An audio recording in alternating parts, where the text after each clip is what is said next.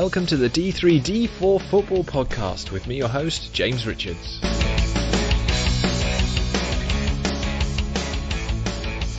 Good morning, everyone. It is Sunday the 22nd of March. It is Saturday, or weekend I should say, number 2 without football in this country. The news this week that the EFL have extended the deadline for when the games will projectedly be back, and that's until the end of April now, so I think it was the 30th of April is when the league is currently officially suspended until. So we'll wait and see how everything plans out and how things play out before that date to see if it's feasible that we can get football back on the cards. But I'm joined by Ed today and our very special guest, Perry NG. Perry NG, welcome to the podcast. Thank you. Great to have you on there. I've met you briefly down at Crawley earlier in the season, and that seems such a long time ago now, doesn't it? Yeah, it does. Seems years ago. Yeah. Yeah, just after a 2-1 win, weren't it? Yeah, that's right. I mean, and a lot has happened since then. I mean, I suppose they say a week's a long time in football, but globally, at the moment, a week is certainly a long time. Loads of news breaking out about spreading of the virus, rates of mortality rates in Italy, and it's quite scary. It's quite worrying. It's like we said last week. I think we probably used the word unprecedented more times than it's ever been used in a single podcast before. But indeed, I'm struggling to find a word to describe it better. But we'll try and focus slightly away from that today because we're very lucky that Perry's decided to give up his time and kindly give up his time to join us on this podcast. You guys have all sent your questions in, so we're looking forward to getting through those. But firstly, Perry, I mean, despite the fact that the season has come to a sort of a halt prematurely, how have you found it in general? Because Crewe have been really going great guns practically all season long. Yeah, well, obviously the season's been going well with top of the league, but there's still a little bit of frustration there because I think the games we've dropped points in, we could have easily had more points. So it is a little bit frustrating as well, but obviously we've been doing well and hopefully we can carry that on when the season gets going again.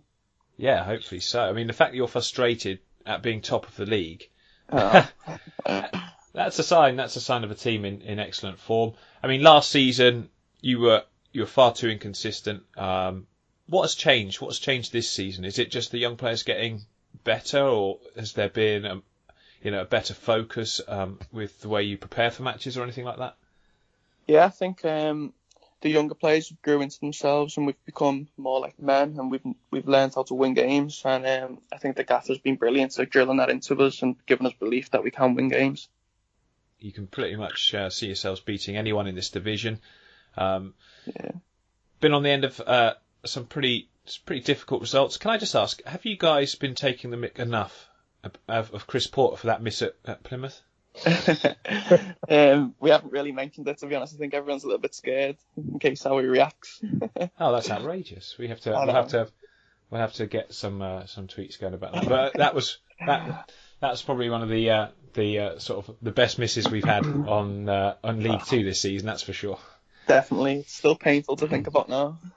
Oh dear. And also, obviously, then you had the penalty that wasn't and the penalty that was in that game. So. A pretty frustrating trip for you down to Devon on that day. Yeah, very frustrating. The conditions were horrible. I think we deserve to get something out the game now. So, games like that are frustrating. That's why we are a little bit frustrated, even though we are top of the league. You say David Artell has been excellent at drilling things into you this season. Now, I've interviewed David and I've met him a couple of times. Yeah. What is his philosophy? How does he approach getting the best out of such a young group? I think he's very patient and he'll never give up on you. He'll always keep working every day on what you need to work on, your weaknesses, and he's just brilliant on the mentality side of things. He's brilliant at drilling, making sure you believe in yourself and getting your confidence up. I think he's top drawer at that. He seems to be a sort of a coach that doesn't really get the credit I feel he deserves because I mean it's a difficult job, I think, he's got at Crewe in terms of the budget restrictions, but also, there's that expectation of bringing young players through. Not many coaches are very good at doing that. Yeah, I think he's obviously grew up at Crewe, playing there. He was the captain here. I think he's obviously learned about previous managers and how they've succeeded at Crewe, and I think he's took that on. And he's been doing brilliant, and hopefully we can keep winning for him. Yeah, let's hope so. Let's hope it continues. I mean, when the season resumes, you've got some pretty tasty fixtures. I mean, I did read somewhere that the Port Vale game could be your final game of the season, potentially. Yeah, I've seen something like that. I don't know how true it is, like what will happen with the fixtures, but that'll be good. It's always a tough place to go, Vale Park, so it'll be an exciting game and one we look forward to. Yeah, that would be quite a fitting sort of end to the season. Am I pronouncing your surname right, by the way? I'm sure you must get asked this a lot, but is it Perry NG? Yeah, that's fine with me. I get asked it every day, so yeah, that sounds good to me. It must have been great at school when you had to learn to write that, just 2 letters, you know. I know, none of the teachers believed me half the time. They always thought I was messing around. Yeah, I don't know. If your name's Maximilian Winston Stanley, then, you know, it takes a lot longer, I think, to write your name. But there we go. So, born in Liverpool. Did you grow up supporting Liverpool, or have you always, you know, because you've been at Crewe all your career, who was your childhood club that you supported? Liverpool. I used to go to every game, to be honest. I had the season ticket for a few years. I had to give it up once I started playing, but yeah, Liverpool's my home team. So, how long do you think it'll be realistically until you start playing for them and being their captain? Hopefully soon. Yeah, I'd say, right, I'll make a call to Jurgen Klopp after this podcast. I hear he's not got very much to do at the moment, so he's on. Yeah, he's on the hunt for some. He hasn't got a very good team at the minute, so he's on the hunt for some new players. So I'll just get on the blur to him. But I mean, so growing up in Liverpool, you've obviously seen some pretty decent players. Obviously, a barren spell in terms of trophies for the club in the league, certainly. But is there any one particular player that you grew up idolising? Yeah, definitely. I think Jamie Carragher was a big one for me because when I was younger, I was a centre half and I was small, skinny, slow, and I think that he represented that. He got the best out of himself, so I think he was the player I looked up to. And then obviously the other one was Gerrard, who was, I think, the best player in the world. Yeah, he certainly on his day, no one could live with Gerrard. Yeah. Is there a player that you look at how you're playing now that you feel that you're akin to, someone that maybe parallels the way you play? Is there any particular player in the professional game that you think of? I mean, I put on the tweet that we put out Cafu. I don't think I'm that far off, actually. No, I don't really look at anyone now. I think growing up, I've just always idolised the Liverpool players. So I think now the game's changed a lot. So I don't really see anyone, to be honest. So you've grown up in Liverpool, but your name's Perry NG. Now, on your Wikipedia page, it says Perry Tian He NG. So what family makeup do you have? Because it's quite an interesting name, that. Yeah, so that's my middle name, and my granddad actually gave me that, who was from Singapore, so it's a Singaporean name. Ah, so you're a bit of a multicultural family. Yeah, so my granddad was born in Singapore and moved over here when he was 18, and where he met me nan, and then they had me dad, and then obviously my dad's met my mum over here, so Singaporean still in the family. I've still got cousins and uncles and stuff over there who we go and see every summer. Oh, that must be interesting. That must be, yeah, that's great. That must be a nice experience. What's Singapore like then? It's probably the best place I've ever been to. It's beautiful. It's really clean. It's really luxurious, and yeah, it's beautiful. Yeah, so there you go. So this podcast, I just will reiterate, this podcast is not sponsored by Tourism Singapore or anything like that. But we are open to sponsorship, of course, if Tourism Singapore even is a company that exists. I don't know. Singapore Airlines, we'll go with that. Yeah, but not right now. I think, given the global situation, we might just put off airline sponsorship right now. But so that's an interesting makeup. So how did you get into football though? Like, obviously growing up in Merseyside, everyone loves their football up there. But was it something that you just did, like go and play with your mates down the park, and then you slowly realised you're pretty damn good? I used to go. My step granddad used to take me to like a little Sunday football club thing where I started playing. and I enjoyed it. And then I think one of the fellas there said, "Oh, why don't you take him up to Crewe?" So I think I went and trained with them for a few weeks, and then when I started taking it more serious, I joined the Sunday League team called Walton Warriors, which I loved. I was there for a few years, and we were very successful there. We used to win most of the tournaments in the summer, and then I went on trial at Liverpool, Everton, and Crewe at the same time, and then I didn't get into Liverpool, and then I didn't really like Everton. It was very serious. There was like 6 coaches on the side screaming at you.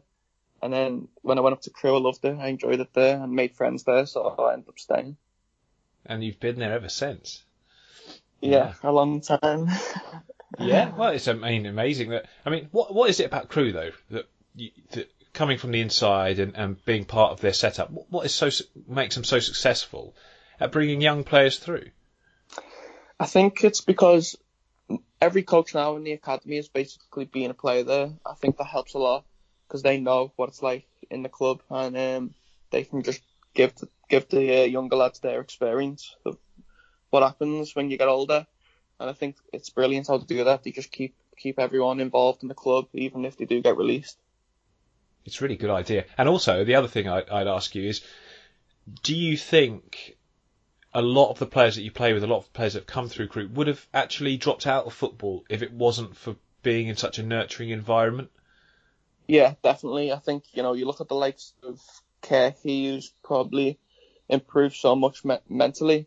I think a few years ago when his attitude had a bad attitude and mentally he wasn't that strong. If he was at a different club there, he could have easily went the other way. But Crewe being patient with him and being very good with them, and now they're benefiting from the rewards. Exactly. So we talked about this a couple of weeks ago, didn't we, Ed? And I think maybe it was you that made the point that clubs get rid of young players very quickly, but don't often give them a chance in the first team. They do, and Crewe are the best example of it. I'm fascinated by Crewe because you think about it geographically. You've got Liverpool within reach, you've got Manchester within reach, you've got Birmingham, Stoke and Trent within reach. There's so much bigger places that could attract these quality players, and yet they keep coming to Crewe, and it just says volumes about how good a youth system this is and what comes out of it. Do you think, Perry, that's sort of rings true? The fact that young players know that if they go to Crewe, there's going to be a bigger opportunity for them to play first team football? Yeah, definitely. I think we get some lads who've been released to bigger clubs and come on trial at us, and I think they find it tough when they first come because we're such a close group because we've been there since the age of 6, and it's hard for them because they're surprised how good we are, and even though they've dropped out from a bigger level, they're still surprised. Yeah, that's interesting, isn't it? Because there's this misconception, I think, that, and this is something we always challenge in D3D4 football, that lower league football is somehow not very good. Actually, and I was talking to professional football about this as well. The number of footballers that actually make it at a professional level is just a tiny proportion of those that try and make it or indeed play on a regular basis. So to be a professional footballer, you've already made it into an elite group, even if you're playing in, I'd say even in the National League, if you're a professional player. So yeah, I guess there is this idea that, I've come from a Premier League academy, Crewe should be easy for me. No, not at all. You guys, like you say, tight-knit group. I mean, is that part of your success this season as well, that you've known each other for so long? Yeah, definitely. I think even like the movements we do and stuff like that, we know what each other are going to do, which I think is a big part of football, especially the football we play as well. I think we just know what each other are going to do because we've played with each other for so long. I think when new people come, it can be tough for them because they don't quite get that chemistry right. Yeah, you're a club that don't necessarily sign a lot of players externally. Obviously Michael Nottingham came in because you had injury problems at the back with Eddie Nolan, and I think Nicky Hunt at the time was carrying a knock. But Luke Offord has come in and just slotted in really, really well. What have you made of his performances this season? Because he looks such a bright spark. Yeah, it's not surprised me at all. In training the past couple of years, he's been very good. So that's not surprised me. His temperament's brilliant. He's really calm. And I'm not surprised. And that just shows that like how good Crewe are from the youth team downwards, because he's just fitted in perfectly, and he knows his role, he knows how we play, so it's perfect. Indeed, it is. It's great to see as well because, I mean, I don't know about you, Ed, but I can't think of very many players that come through into first teams. Of Oxford, not a huge amount. There's a couple, perhaps. What about Burton? Many come through their academy? There's a few that are emerging through, but it's quite a new academy, and it just speaks volumes about Crewe and their system. I think we've mentioned him a couple of times on the podcast before, but Ryan Wintle, what a player he is, playing at that sort of base of midfield. Just how important is he to your team? Yeah, I love playing with Ryan. He gives you that protection that you need. And I feel like I can bomb on more when he's behind me because I know it's like my protection. If I get beat, I know he's going to be there. So yeah, I love playing with him. Brilliant. I'm just going to I'm making notes for my Dynamo Moscow Football Manager game here. So I've got to get Ryan Wintle. Dynamo Moscow, is that? Dynamo Moscow? That's who I'm being, yeah. I just did pick random team, Dynamo Moscow. Okay. I like that. Yeah, well, yeah, there you go. At the time, they were still a league that was playing when I started, so it just tells you how quickly this football has changed. But yeah, I've got Perry NG as my right back. Get me up front. Yeah, well, you got 4 assists in my first 3 games on top of the league, so there you go. Flying wing back, that's what you want him. That's it, yeah.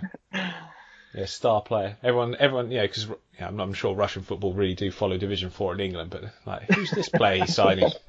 You're just going to have to trust me, lads. You're just going to have to trust me. Yeah, but there you go. So, it is great to see. Like Ryan Wintle's been brilliant this season. I think you look across that midfield, though, you've got 2 or 3 excellent players who slot in really, really well. But on the opposite flank, a certain Harry Pickering has been, again having an excellent season. How's it for you, having such a dynamic pair of fullbacks in your team? Yeah, it's good. I think a few years ago when I first broke in the team, it was hard for me because I'd just turned from a centre half to a right back, so I did find it tough, especially like fitness wise. I was blown quite a lot, couldn't really get up the pitch. But now I really enjoy it, and especially if Pick's on the other side. I'm not surprised how well he's doing at the minute. He's a top player in training and off the pitch as well. He's a really good professional, so I'm sure he'll have a really good career. Are you two? You find this a lot with fullbacks. Are you two in training trying to outscore each other? I think we do, but we don't say nothing. I think when he does something good, I'm sort of like trying to do my hardest and saying when I do something. So how about that goal at home park against Plymouth from Pickering? Yeah, I think that game was a big game, so I think I was just buzzing for him at the time. Yeah, great goal that was. Yeah. I mean, you've been hitting a couple of scorchers as well, actually, with your left foot as well, if I'm right in thinking. So. Yeah. Yeah, pretty good. Whatever you're doing in training, it's working well. So we have got some questions. So we'll dive into a few of those now, and I'll kick off. And actually, this is quite interesting because you've just mentioned you started as a centre back. Tim Robinson said you've played the majority of your career at right back now, but do you consider yourself a right back? Yeah, I probably do now. Yeah, but I still think if I put a bit of weight on and got a bit stronger, I think I'd be probably better at centre half still. I still think that's my best position, a centre half. So, but at the minute I would consider myself a right back because I've played there all the time. But I would like to see how I get on at centre half. Yeah. Yeah, but I mean, you're not one of these defenders who fancies themselves as a secret striker, are you? Yeah. I love that. I think the lads will tell you that from training. Every time we play 5-a-sides, I'm up there scoring goals. So you're going, I'm the number 10, lads. Yeah, that's me. They all get a cob on with me. You'll find me in the spaces. That's where you'll find me, boys. So we've had one from Adam Turner as well, who wants to ask you, how have you come about having a super agent, and what was the Champions League final like? Basically, he's a family friend, so I met up with him a few years ago on the first time my professional contract, and we spoke, and I ended up signing with him, and I've been with him ever since. And the Champions League final was brilliant. The party afterwards was even better though. Excellent. So, that sounds cool. A good little time. Does he need me to pass him Jurgen Klopp's number? So. I think you might, Yeah, I'll just slip it under the desk. There you go. Ant Evans, and in fact Andy Griffiths has asked a similar question, so we'll sort of amalgamate the two into one. He said, ask him about his role as captain at such a young age. Does it add extra pressure, or does having the experienced players such as Greeny, Ports and Nolan negate that? And Andy Griffiths was basically the same sort of question. What's it like captaining a side when you've potentially got experienced players there who could have been made captain as well? Yeah, I think it's good. I think at the start, when I first got the captaincy, it was a bit strange for me. But I think now I'm really enjoying it. It doesn't have to make it easy, though, with them pros behind me. I think they're just a credit to the whole club because they're just perfect on and off the pitch. What they've done to the younger lads, they're just like an inspiration to us all. So I think they've made my role so much easier. I don't have to do much because they're behind me, really. What kind of captain are you? You kind of like shouty, sweary captain, lead by example by what you do on the pitch, not really saying much. What kind of character do you exude as a captain? I'm very quiet, to be honest, so I just like to keep myself to myself and do my talking on the pitch, and hopefully they'll follow. I found it interesting you say that, and yet Jamie Carragher was your idol. Yeah, I know, yeah. I don't know, a bit weird, isn't it? A bit contrasting, that, but... I don't know. It's, he's a proper scouser, isn't he? So he's always going to be loud. TV sets in Liverpool come with an automatic clapping mute whenever he's on, apparently. Brilliant. This is a question from Pete McGrath, and it's one I want to know as well. Yeah. You've come up against every side in League Two at least once this season, and a few different sides in the Cup as well. Who's the best player you played against this season? This season, I'd probably say, I think Danny May is always going to be up there. He's probably one of the best players in the league. I think when we played Middlesbrough in the Cup, I think Marcus Brown, he was very good. Oh, yes. I think I'd have to say them too. I'll make James happy hearing that. Marcus Brown, on loan at Oxford, my team. Yeah. What about when you play? Sorry, I'm a Burton Albion fan. I've got to ask, when you played him in the EFL Trophy, did anyone come to mind there? Yeah, that was quite a while ago. Yeah, I was very surprised by them. They were a very, very good team, and they played very good football. I think the lad who impressed me for them was the midfielder, left-footed lad. What number was on his back? 7? I think it was, yeah. Stephen Quinn, that'll be Stephen Quinn. I think so, yeah. He was a good player. Great. Yeah. Excellent. Quinn, he's played at a high level anyway, hasn't he? He has. He's been much higher than Burton. We're quite lucky to have him, to be honest. Yeah.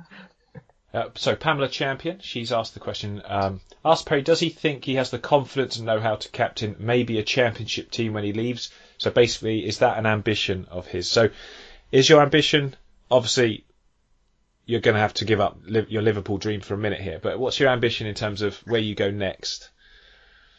I think it's a tough question. I think obviously we're top of the league, so we'll have to see what happens at the end of this season. I think I'd like to think I could play in the Championship and see how we got on. I think I couldn't just walk into a team and captain them, obviously. So I think you can in the Russian Premier League if My Football Manager says go by.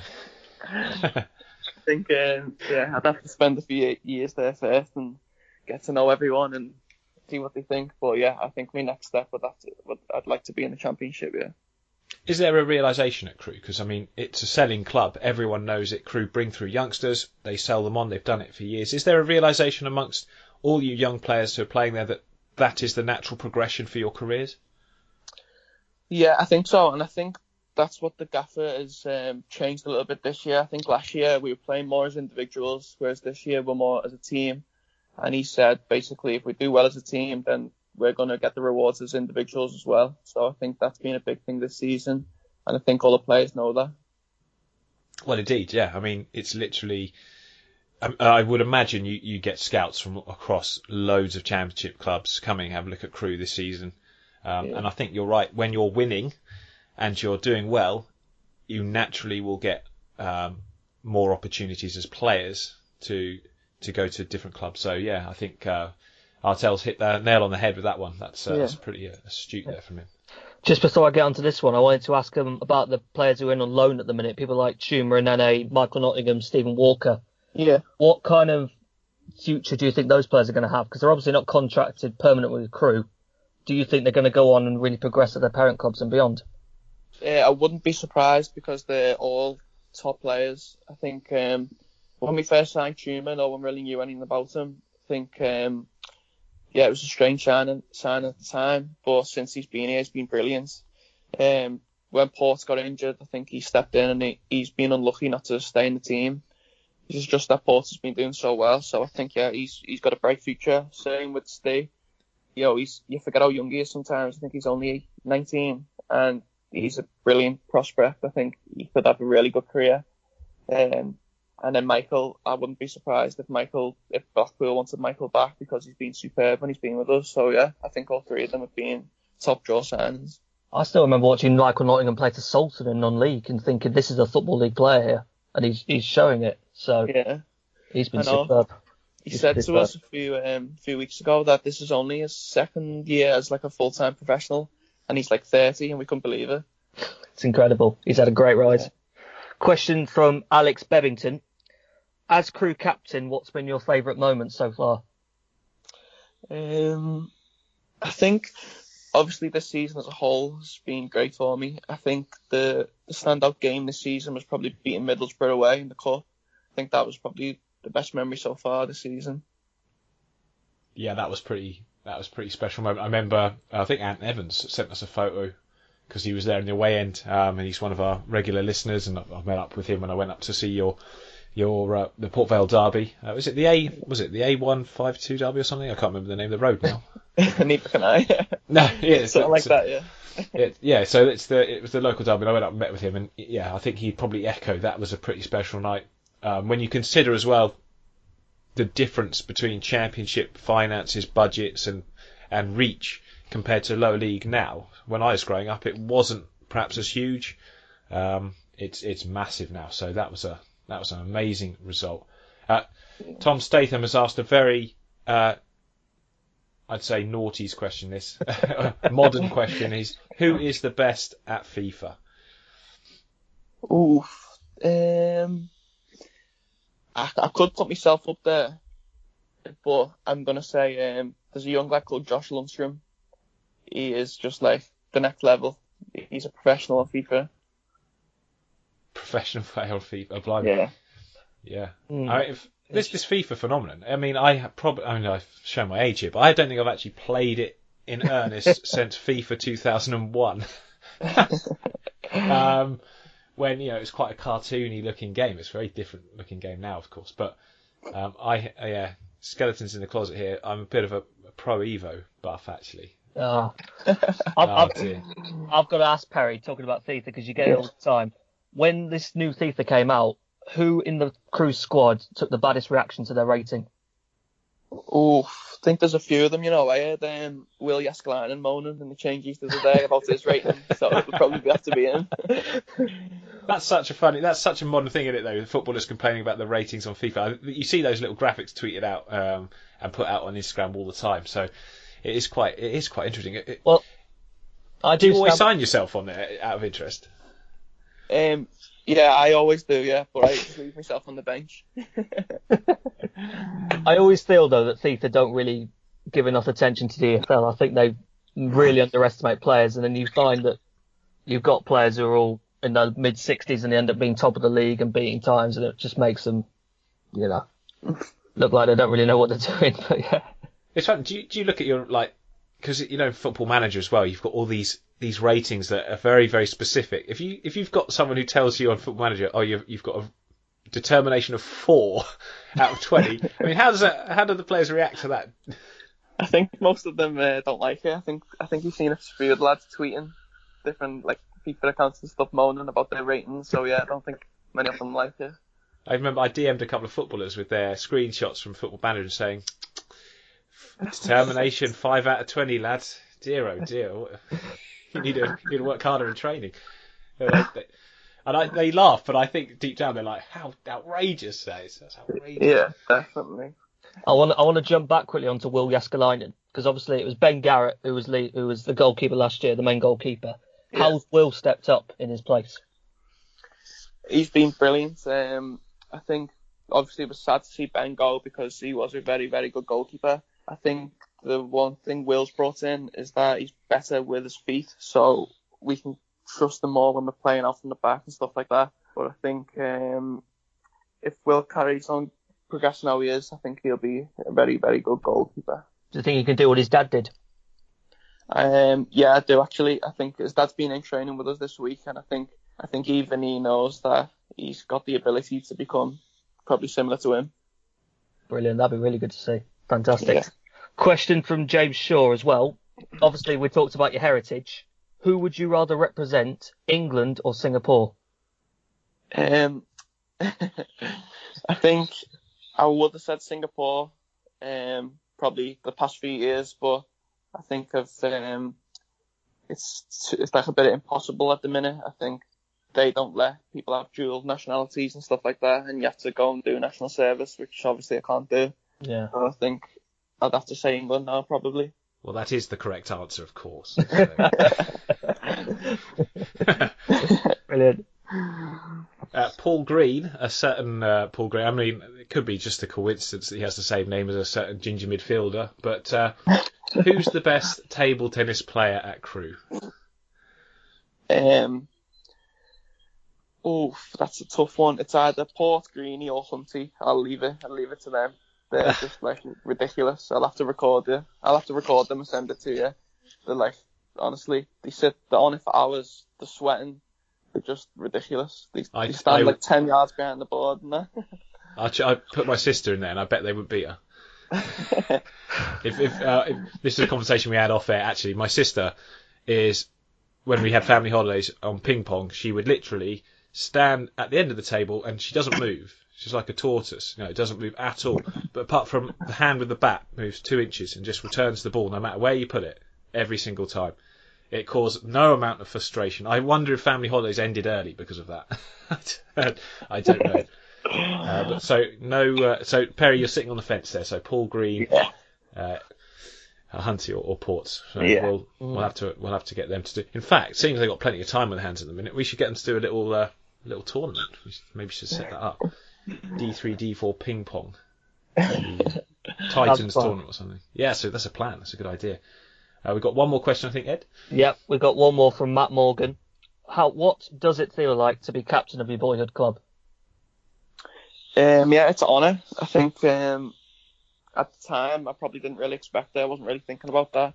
But when I got given it, it was a really big honour. And my nan and my mum didn't shut up about it for months. So I think that just emphasised how big it was for me. Did they start calling you captain every time? Hello, captain. No, my nan's the Crewe's biggest fan, so she didn't shut up about it.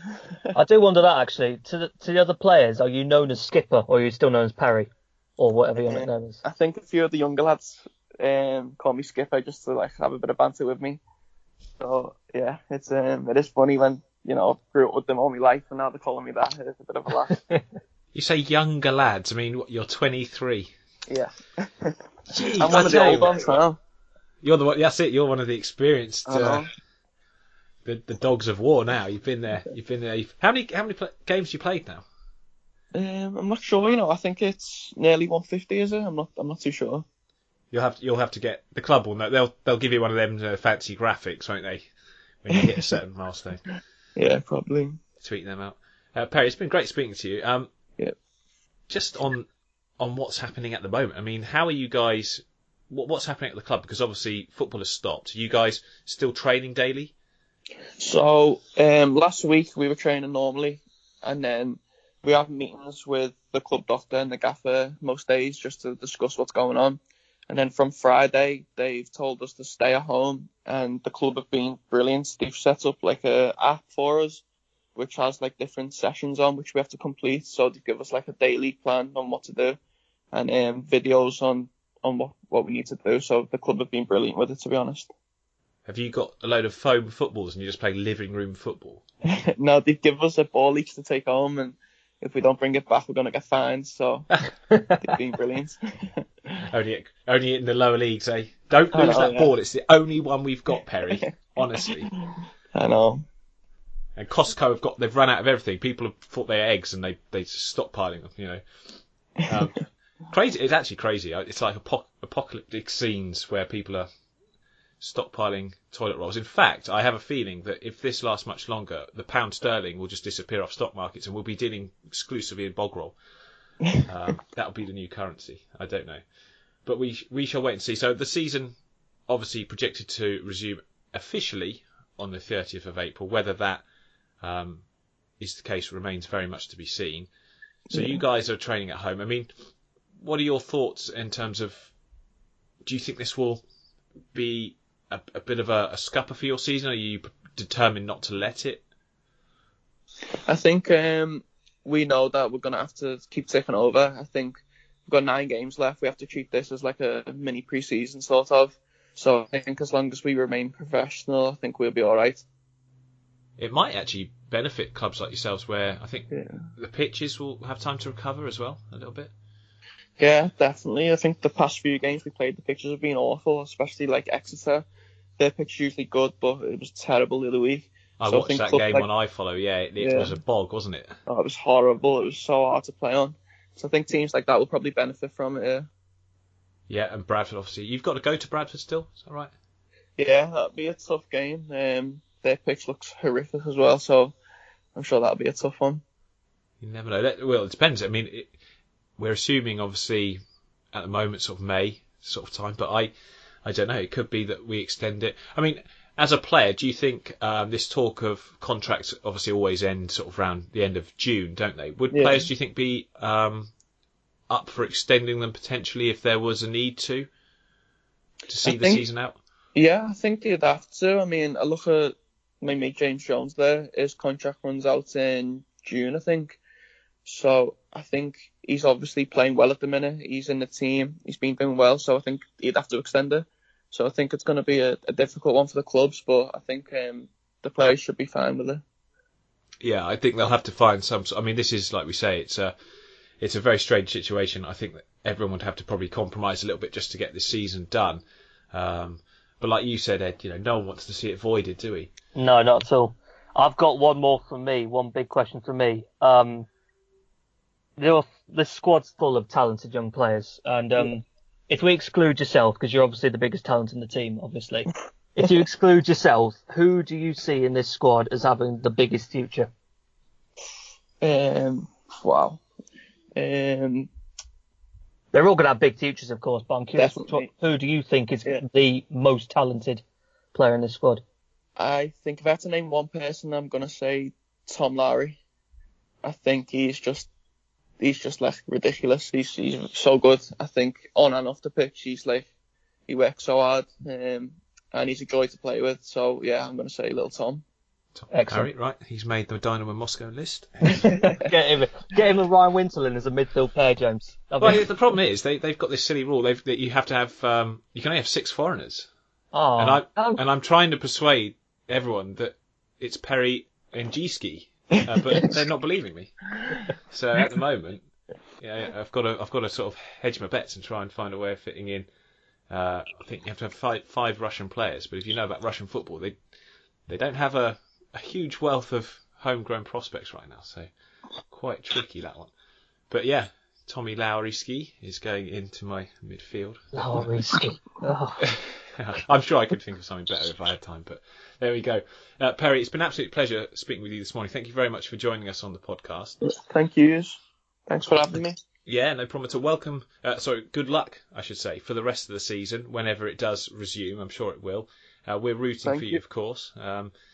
And yeah, so thank you very much. That's Perry NG. And Ed, of course, thank you for joining us again this morning. Pleasure as always. If you've enjoyed this content, please give it a retweet and a share.